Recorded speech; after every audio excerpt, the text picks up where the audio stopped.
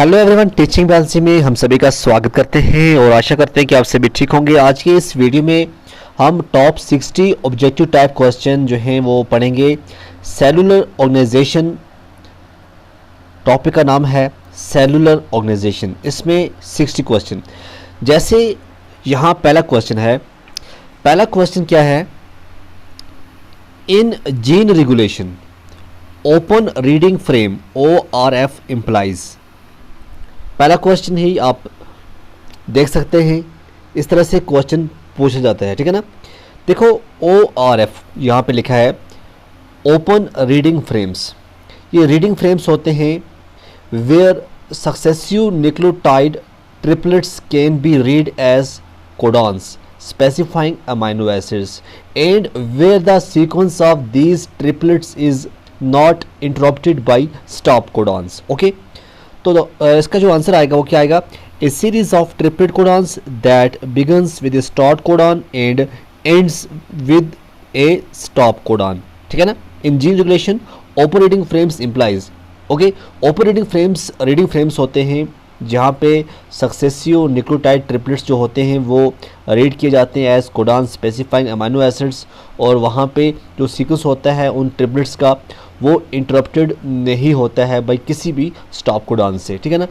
तो उसके बाद दूसरा जो क्वेश्चन है वो क्या है? इन ए टिश्यू की बात हो रही है। जो सेल्स होते हैं are bound together by physical attachment between cell to cell or between cell to extracellular matrix. Following are some of the characteristics of the cell junctions. देखिए यहाँ पे ऑप्शंस आपके सामने मिलेंगे बहुत सारे, और आपको नीचे क्या बताना है। देखो पहले हम देखते हैं adherens junctions are cell cell anchoring junctions connecting actin filament in one cell with that in the next cell. ये यहाँ पे लिखा है इसके बारे में, ठीक है। दूसरा लिखा है desmosomes are cell matrix anchoring junctions connecting actin filament in one cell to extracellular matrix. तीसरा है gap junctions are channel forming junctions allowing passage of small water soluble molecules from cell to cell. Fourth है tight junctions are occluding junctions which seal gap between two cells. And fifth क्या लिखा है? Hemidesmosomes are cell matrix anchoring junctions connecting intermediate filament in one cell to extracellular matrix. तो आपको बताना है इनमें से कौन सी स्टेटमेंट जो है वो नॉट करेक्ट, वो सही नहीं है।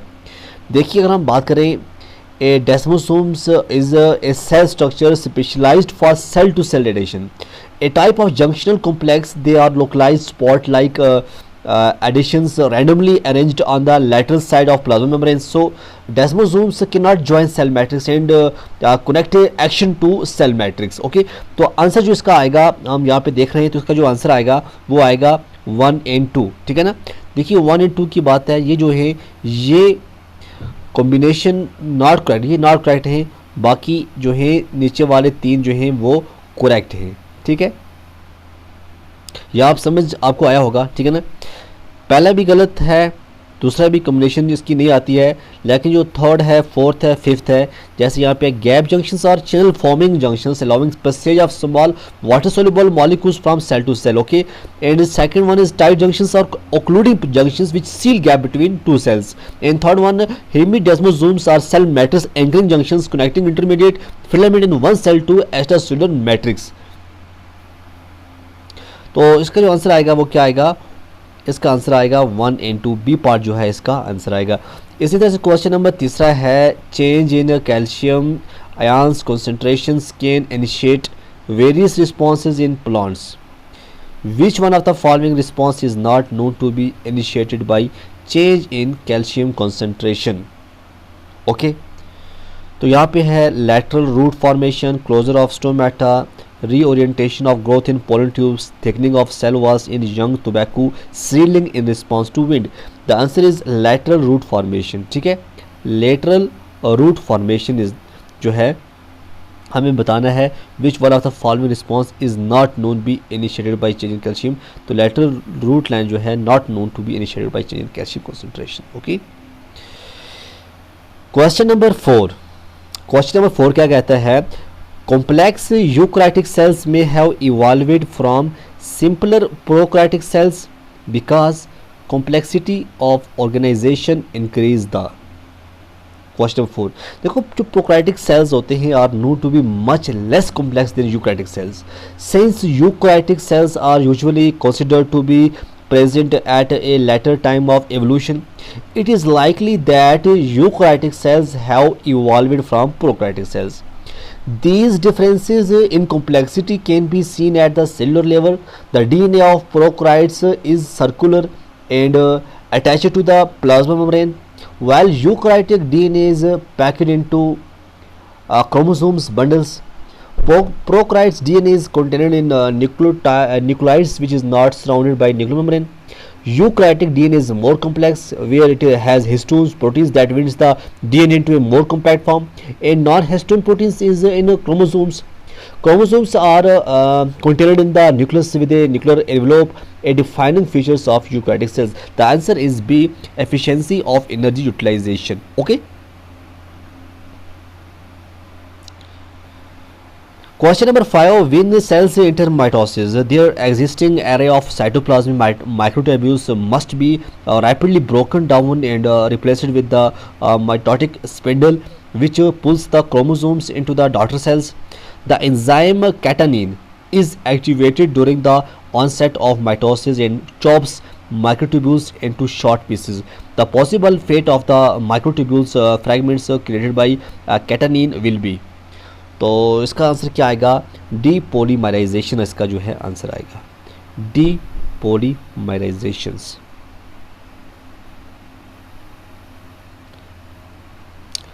Question number 6, what will happen if histones are depleted from a metaphase chromosomes. What will happen if histones are depleted from metaphase chromosomes and viewed under a transmission electron microscope. Question number 6, the answer is a scaffolds and a huge number of loops of DNA fibers will be observed. ये इसका answer आएगा।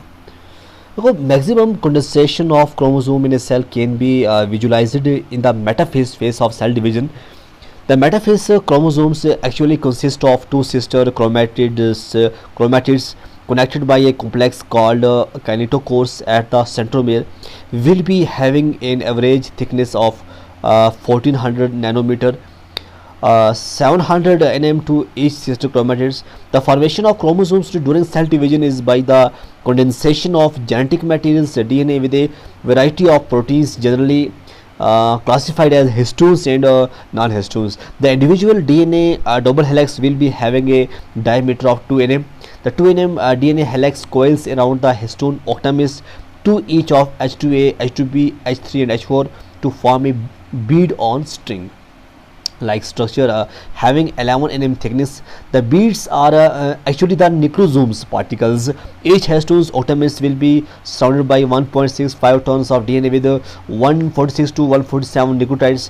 The 11 nm nucleosomes beads on string further coil around with the help of another histones called H1 linkers histones to form a 30 nm solenoid models.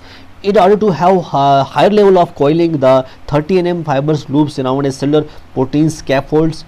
The protein scaffold consists mainly of topoisomerase second and other non-histone proteins. Looping 30 nm fibers around the scaffolds create 300 nm to 700 nm metaphase sister chromosomes. Chromosomes connect to scaffold proteins at specific regions called scaffolds attachment regions, SARS.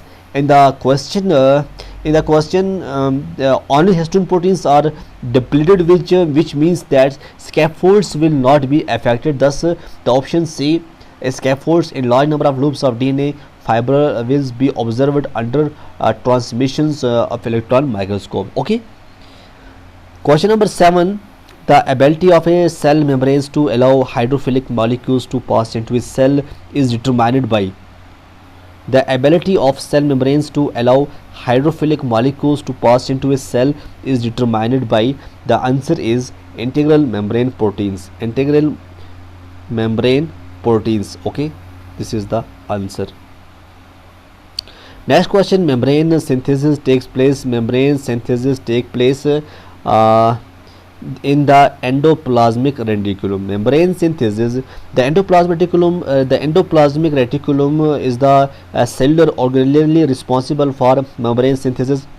Products from ER are moved to the Golgi, where they are tagged and shipped off to their destinations. Lysosomes are important for degradation, and ribosomes play a role in translation. Mitochondria are for energy production in the form of ATP. Question number 9. Mitochondria is semi-autonomous because. Why mitochondria is semi-autonomous?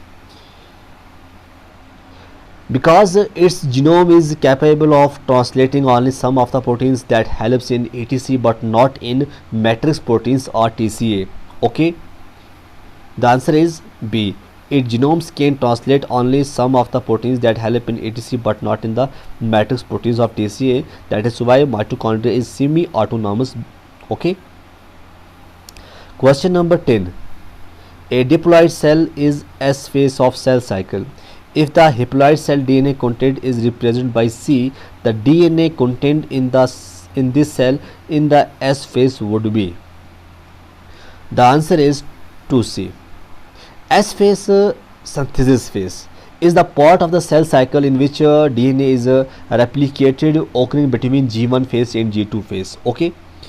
Question number 11. Semi-permeable membranes allow. Semi-permeable membranes allow B. Solvent. Okay. Integral membrane proteins. The average size of the cell in the exponential phase is. Question number 12. During the exponential phase, the cell divides steadily at a constant rate and thus give a straight line. So the average size of cells goes on decreasing than the initial size due to binary fission. The answer is C. Smaller than the initial size. Okay. Question number 13. Rotation of which of the following bonds in bDNA causes base flipping? The answer is glycosidic bond जो है ये इसका answer आएगा. Rotation of which of the following bond in B DNA, glycosidic bond causes base flipping. The conformation of nucleotide in DNA is affected by rotation about how many bonds? The answer is 7. The conformation of nucleotide in DNA is affected by rotation about how many bonds? The answer is 7. 15 क्या है? Synthesis of plasmalogen occur in. Synthesis of plasmalogens occurs in. The answer is peroxisomes. Okay, it is very important question. बहुत कुछ देखा गया है, हर exam के अंदर ये क्वेश्चन पूछा जाता है. Independent assortment of genes occurs due to orientation of chromosomes at. Independent assortments of genes occur due to orientation of chromosomes at. The answer is B. Metaphase or metaphase first or of meiosis. ठीक है, metaphase first of meiosis ये इसका answer आएगा. Question number 17 क्या है? Anaphase promoting complex is in. अगर हम बात करें एनाफेज, यहाँ पे क्वेश्चन नंबर 17 है, ये आएगा E3. ठीक है, ये क्या है? E3. Question number 18. To determine the subcellular localization of a protein, cytosolic and membrane fractions were prepared, and the membrane fractions was extracted with either phosphate, buffered saline or 3M urea. The supernatant and the pellet fractions were collected, and all the samples were analyzed. The protein was found to be both supernatant and pellet fractions after PBS extraction, but only in the supernatant fractions after urea extraction it can be concluded that That it is a soluble protein that is non-specifically attached to the membrane. It is soluble protein that is non-specifically attached to the membrane. Next question, which among the following statement about the mechanism of the sodium potassium ATPase pumps is not false?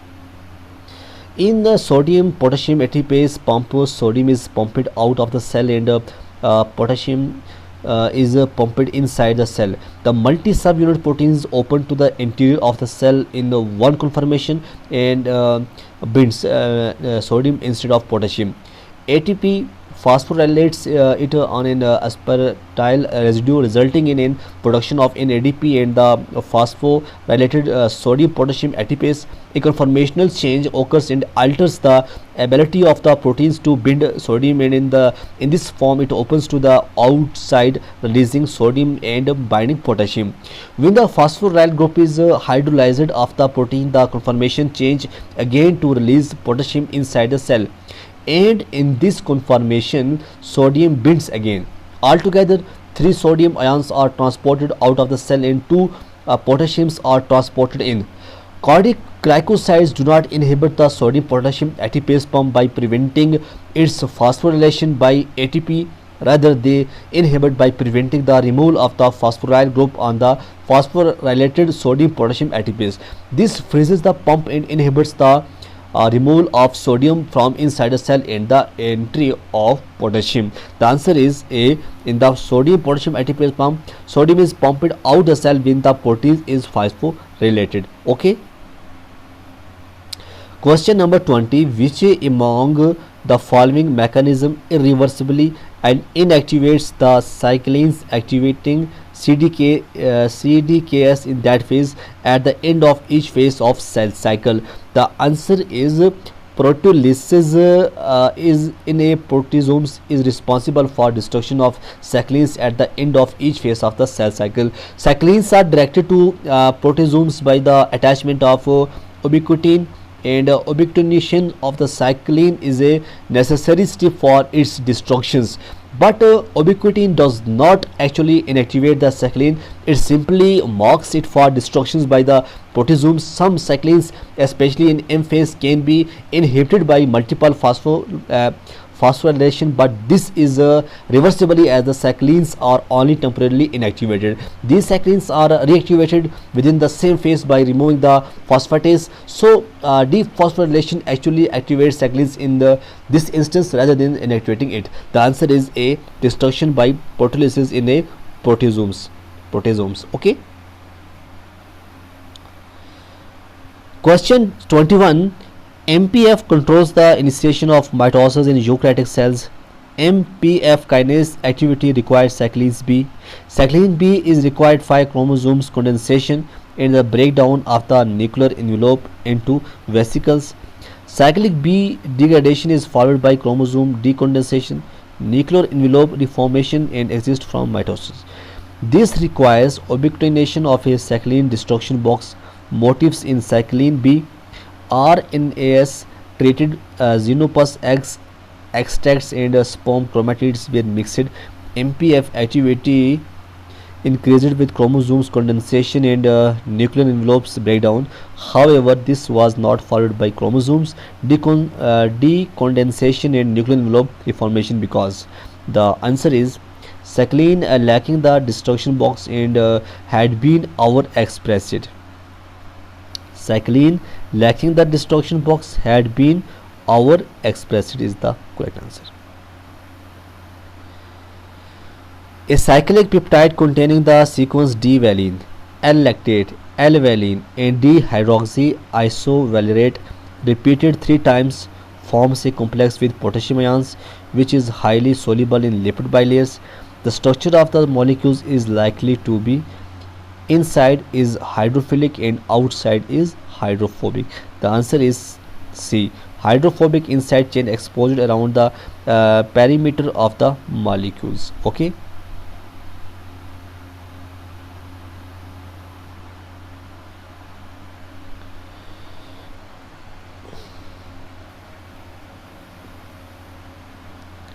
In normal mitochondria, the rate of electron transport is tightly coupled to the demand for ATP.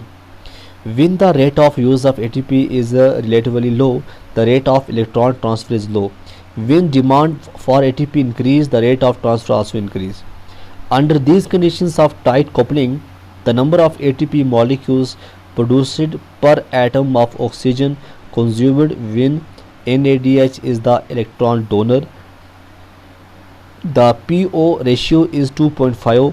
Consider the following statement regarding the use of an uncoupler 2,4-dinitrophenol.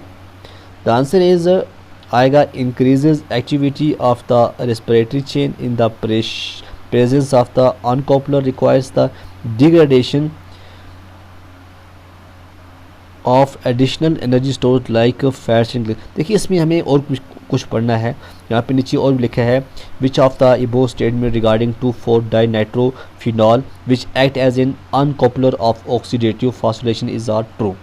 तो इसका जो answer आएगा question number 23 का वो आएगा B भी ठीक है, सी भी ठीक है, डी भी ठीक है। यहाँ पे क्या है बी सी डी सही है, बी सी डी ये तीनों जो हैं सही हैं।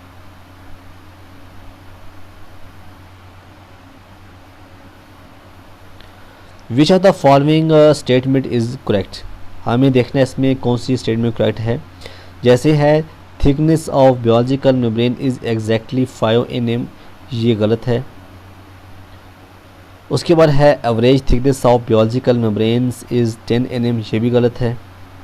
फिर है average thickness of biological membrane is 5 nm but can be different at certain localized region of the membrane. बिल्कुल ये ठीक है, ये इसने ठीक कहा है, तो ये इसका सही आंसर है। Select the correct statement about the transport across biological membrane. Transport across biological membrane के रिलेटेड हमें बताना है कौन सा करेक्ट है।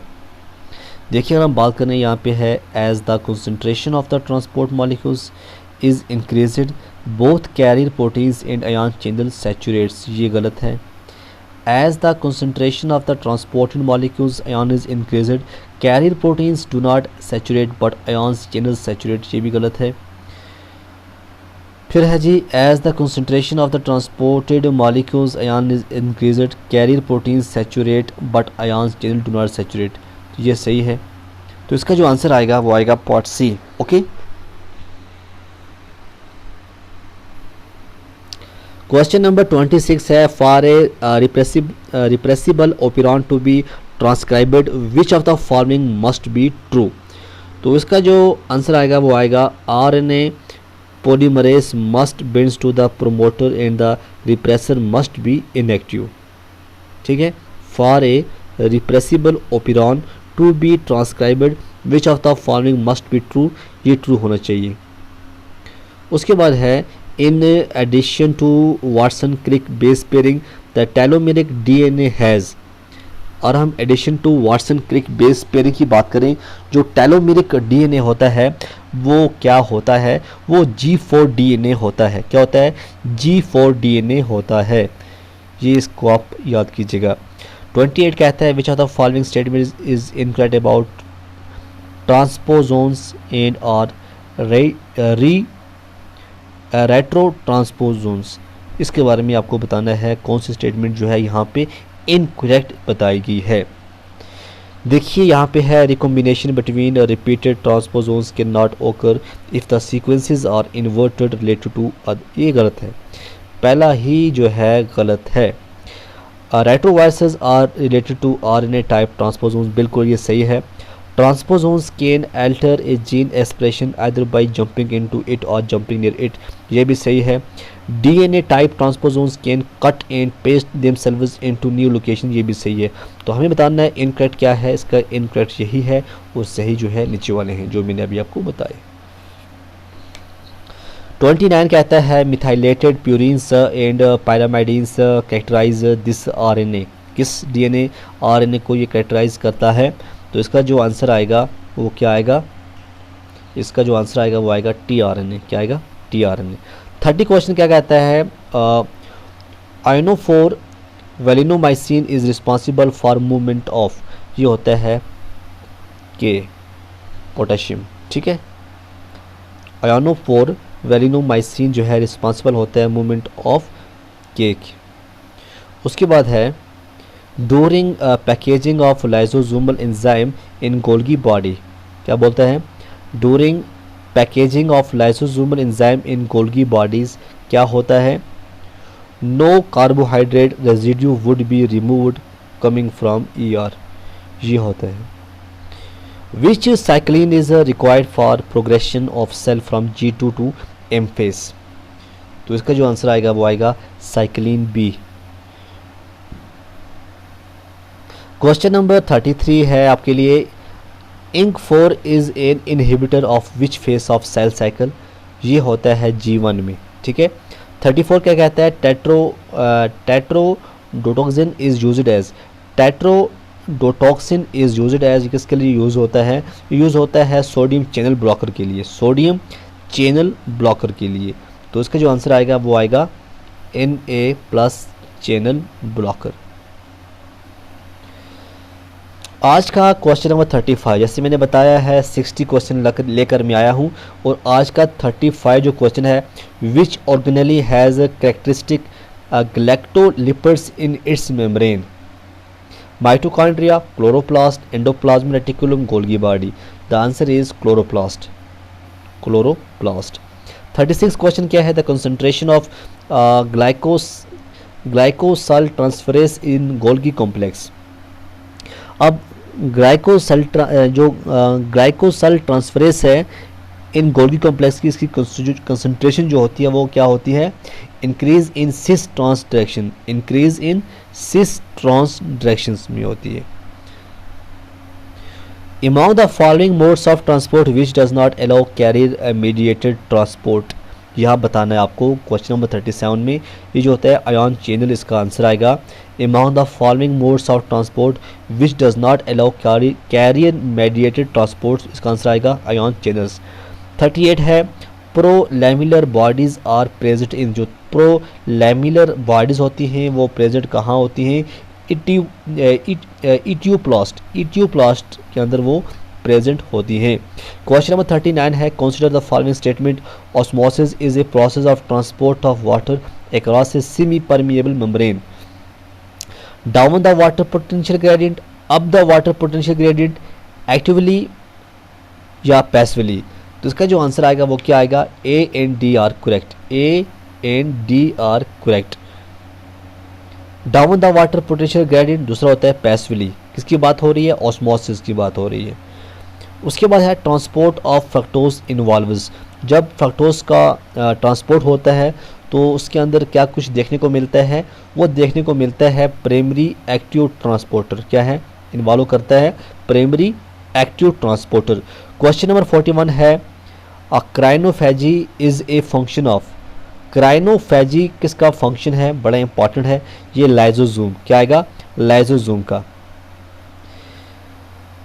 फिर है जी question, Zellweger syndrome is severe because, Zellweger syndrome के बारे में आपने शायद सुना ही होगा, डिफेक्ट इन पीटीएस, क्या आएगा, defect in PTS.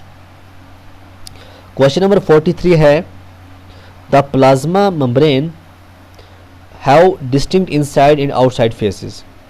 The proteins on other side differ from each other. When erythrocytes are exposed to hypotonic conditions, their plasma membrane open up and close again, forming ghost. If one uses a membrane impermeable detergent to strip the outer surface protein from the erythrocytes and it's ghost without opening up the plasma membrane and stripping the protein from the inner side, one will find out that the proteins on the surface of intact erythrocytes not yet subjected to hypotonic shock and their ghost prepared after hypotonic shocks are different. This may happens because it is due to inside out vesicle formation. The erythrocytes The erythrocyte membranes after opening will seal differently by forming outside in the inside out ghost. ऐसे ऐसे question भी आपको पढ़ने पड़ेंगे. जैसे यहाँ पे है scatter plot. For growth rate and growth yield of for 100 randoms environmental isolates of bacteria is shown below. Which of the following can be inferred from the data? Question number 44 है. High growth rate cannot be accompanied by high growth yield. तो इसका जो answer आएगा वो आएगा D. High growth rate cannot be accompanied by high growth yield. जैसे यहाँ पे आपने देखा ये ग्रोथ रेट है, ये यहाँ पे ग्रोथ यील्ड है. एक पॉपुलेशन की बात करें, अगर आपको एक पॉपुलेशन इस तरह से दिखाई देती है, a population of proliferating cell is stained with DNA binding fluorescence dye so that the amount of fluorescence is directly proportional to the quantity of DNA. Amount of DNA in each cell is measured by flow cytometry. The number of cell with a given DNA content is plotted and following statement were made. कौन सी statement है? यहाँ पे आप देख सकते हैं ये number of sales हैं, ये रिलेटिव अमाउंट ऑफ डीएनए है. पहला आता है peak A contain the cell of G1 phase, दूसरा है peak B contain the cell of G2 phase, तीसरा है peak A contains the cell of G2 phase और फोर्थ है peak B contains the cell of G1 phase. अब आपको बताना है इसमें इसका जो आंसर आएगा वो क्या आएगा. इसका आंसर आएगा ए एंड बी. क्या आएगा? A and B. Okay. Maximum amount of DNA is in G2 plus M phase 4N. Intermediate amount of DNA is in S phase 2N to 4N, whereas minimum amount of DNA is in G1 phase 2N. Okay. You have created a fusion between the TRP operon, which encodes the enzymes for tryptophan biosynthesis, under the regulatory control of the lac operon operator. Under which of the following conditions will a tryptophan synthase be induced in the strain that carries the chimeric operator fused operons? 46. Lac repressors proteins always binds to the operator, thereby locking transcriptions. In the presence of glucose and lactose, the bacterium will utilize glucose as the primary carbon source, a transcription of lac operon off. In the presence of lactose alone, lactose binds to the lac repressor transcriptions on. The answer is D. Only when lactose is present and glucose is absent. Regarding microtubules assembly and disassembly during cell division, which will be the most appropriate answer? The answer is kinetochore microtubules polymerize at their plus ends up to anaphase, at which point they begin to depolymerize. ये इसका answer आएगा. Next question क्या है? Out of the list given below which is the correct order to increase lipid bilayer permeability. तो इसका जो answer आएगा वो आएगा N2 is greater than ethanol, is greater than H2O, is greater than glucose, is greater than calcium, is greater than RNA. तो ये आप देख सकते हैं ये इसका आएगा. ठीक है ना, ये इसका आंसर आएगा. Which of the following statement are true for Robertsonian translocations. बड़ा इंपॉर्टेंट है ये भी. रोबेटोसोनिन ट्रांसलोकेशन के बारे में बताना है. स्टेटमेंट कौन सी ट्रू है? देखो इन ह्यूमंस की बात करें, in humans when a Robertsonian translocation joins the long arm of chromosomes 21 with the long arm of chromosomes 14 or 15, the heterozygous carrier is phenotypically normal because there are 2 copies of all major chromosomes arms and hence 2 copies of all essential genes. However, the progeny of this carrier may inherit in unbalanced trisomy 21 causing Down syndrome. About 1 in a thousand newborn has a Robertsonian translocation. The most frequent forms of Robertsonian translocations are between chromosome 13, chromosomes 14, chromosomes 21 and 14 and 15, and occurs when the long arms of 2 acrocentric chromosomes fuse at the centromeres and two short arms are lost. A Robertsonian translocation in balanced form results in no excess or deficit of genetic materials and cause no health difficulties. In unbalanced forms, Robertsonian translocations cause chromosome deletions or additions and results in syndromes of multiple malformations, including trisomy 52 syndromes and trisomy 21 Down syndromes. A Robertsonian translocation results when the long arms of two acrocentric chromosomes fuse at the centromeres and the two short arms are lost. If, for example, the long arm of chromosomes 13 and 14 fuse, no significant genetic material is lost, and the person is completely normal in spite of the translocations. Okay. तो इसका जो हमें answer देखने को मिलेगा वो आएगा 1, 2, 4 and 6। 1, 2, 4 and 6 जो है इसके आंसर है। ठीक है। Proton motive force during oxidative phosphorylation is generated in mitochondria by, तो इसका जो आंसर आएगा वो आएगा pumping protons out into intermembrane space. This is the answer. 51 क्या है? Which of the following statements regarding membrane transport is false. हमें क्या बताना है? हमें बताना है मेम्ब्रेन ट्रांसपोर्ट के बारे में कौन सी जो है स्टेटमेंट गलत है। देखिए यहाँ पे है sugar such as glucose are always transported by active transport rather than by facilitating diffusion। ये जो है सी यहाँ पे इसका ये गलत है।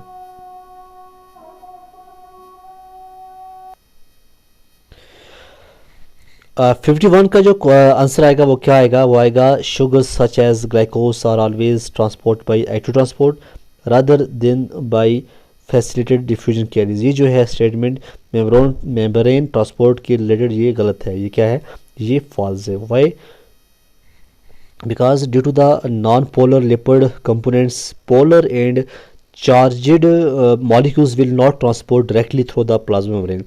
They require specific transporters which may be operated actively or passively. For the transportations of glucose across plasma membrane, cell may use facilitated diffusions or active transport depending upon the specific needs and cell type.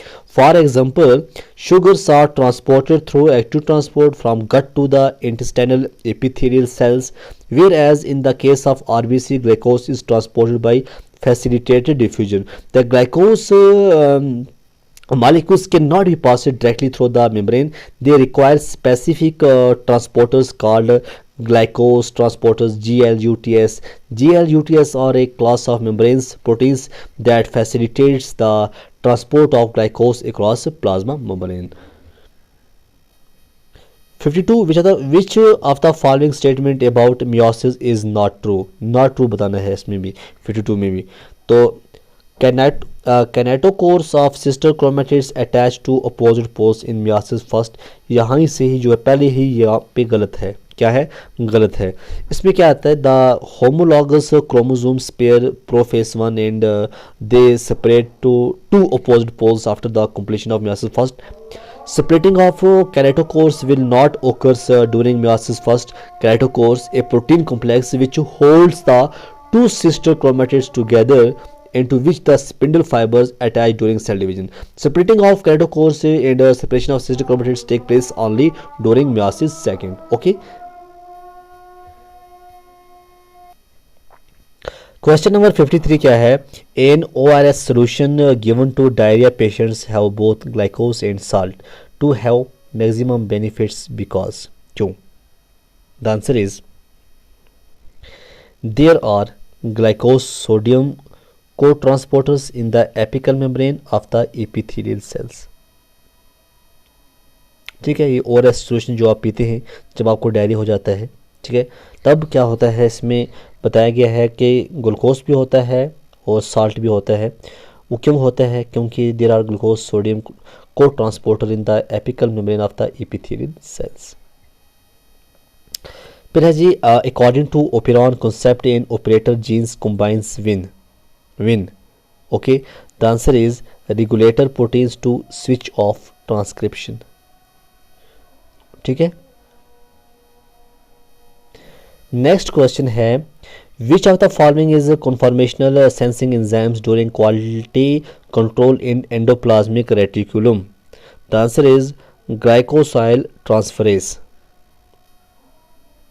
Glycosyl transferase. 56 question क्या है? Crossing over between homologous chromosomes occurs in which sub stage of meiosis? तो इसका जो answer आएगा वो आएगा pachytene. Okay, the pachytene stage also known as pachynema from Greek words meaning thick threads. At this point, a tetrad of the chromosomes has formed known as bivalent. This is the stage when chromosomal crossover occurs. Non-sister chromatids of homologous chromosomes may exchange segments over regions of homology. Question number 57. Which of the following properties is common to all cytoskeletal motor proteins? The answer is ATPase activity. क्या है? ATPase activity. Which of the following inhibit CDK activity? The answer is V1. V1 is a nuclear kinase belonging to the Sid-Thir family of proteins kinases in the fission yeast Schizosaccharomyces pombe. It has a molecular mass of 96 kDa and it is a key regulator of cell cycle progression. It influences cell size by inhibiting the entry into mitosis through inhibiting CDK1. Lag phase is also known as periods of initial adjustment. Okay, periods of initial adjustment. In the lag phase, the bacteria may be deficient in enzyme or coenzyme which must first be synthesized, and thus time is required for adjustment in the physical environment. So it is also known as period of initial adjustment. And today last question is transposase restriction mechanism of IS elements restricts the transposons in the target DNA in a combination of which of the following? The transposase is encoded by the IS element itself. The transposase on production makes blunt-ended cut in the transposable elements and staggered sticky-ended cut in the target DNA. The answer is D, blunt end cut of for transposons and sticky end cut for target DNA. तो ये था आज के 60 question थे. I hope बड़े important question थे, बहुत कुछ आपको सीखने को मिलेगा. ठीक है, तो आप जुड़े रहिए हमारे साथ. हम नेक्स्ट जो टॉपिक हमारा रहने वाला है वो है फंडामेंटल प्रोसेस के ऊपर हम 60 क्वेश्चन लेकर आएंगे. तो आप जुड़े रहिए हमारे साथ टीचिंग बाजी में. तब तक के लिए खुदा हाफिज़.